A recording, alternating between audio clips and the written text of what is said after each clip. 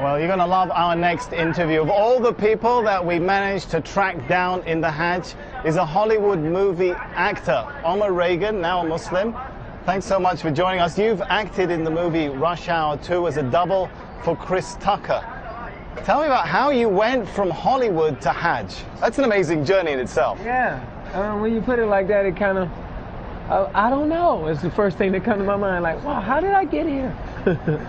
I can say I'm grateful. I know my mother, she converted to Islam when I was young, but I grew up making a lot of mistakes. We won't get into that. Yeah, please don't tell nobody. Don't tell nobody.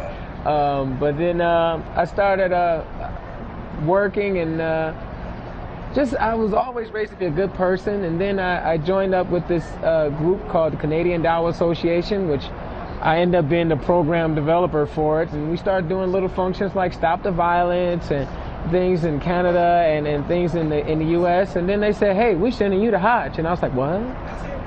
And I didn't feel like I was ready, so I started trying to study, and I came last year. All right, now, as I mentioned, you've doubled for Chris Tucker. You know what I'm going to ask you? I got to ask you, what would Chris Tucker say if he was on Hajj? He'd probably say something like, hey man, it's a lot of people and they pushing me. No, he can't say. It's all for Allah, man. All for Allah. It's only one God. Numerous of things. And you know this, man.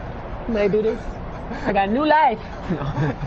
How do Hollywood? You're still working in Hollywood, so yeah.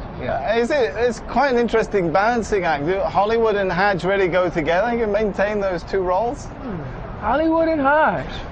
Yeah, that's controversy right there. That is controversy. It's like, when you hear it. But, is that Bernie Mac now? Or what's that? Hollywood and Hajj. Now, you know, it's conflicting, but it works because Hollywood teaches you kind of like put on this, be a fake person, be another person, and Hajj teaches you to really be yourself. It strips you of everything that you thought was so important and everything that you really fight for. It's about me and what I need. And Hajj, man, you know, you sleep on the ground, you know, you wear nothing, as you can see.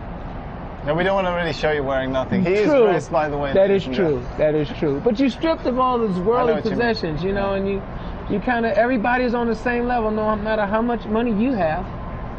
We're the same. So I can take that back to the U.S. with me, you know. Be a nice person, be a good person. What Islam really teaches is have good character, good manners. Tell me, Omar, does it hurt your Hollywood profile, your Hollywood career, that you have such a high profile as a Muslim? As you mentioned, you're in Hajj, you're talking to us on TV, you're part of the Canadian Dawah Association. I don't know. That's a good question. I'm going to find out when I go back home. Well, if you need a job, I'll talk to my boss. Yeah, do that, because U.S., they'll be like, you was on Al Jazeera? What? I'm like, they love us. It's been good talking to you, Omar Reagan. It's been good talking to you too. I'm going to let you get back to the other rush hour. This is more like rush hour 10. It took us about 3 hours and 15 minutes to get you out here. I don't want to even think about how long it's going to take to get you back. Yeah, what is the opposite of rush hour? Slow motion over here, boy. You can't go nowhere. It's just too many people. They in mountains and everything. It's beautiful though. It is beautiful. Omar Reagan, you have yourself a beautiful Hajj and a safe trip home. All right, nice talking to you. Man. Thank you. We'll be continuing the coverage from the heart of the Hajj in the days to come, but for now I'm going to hand you back to Imran in the studio.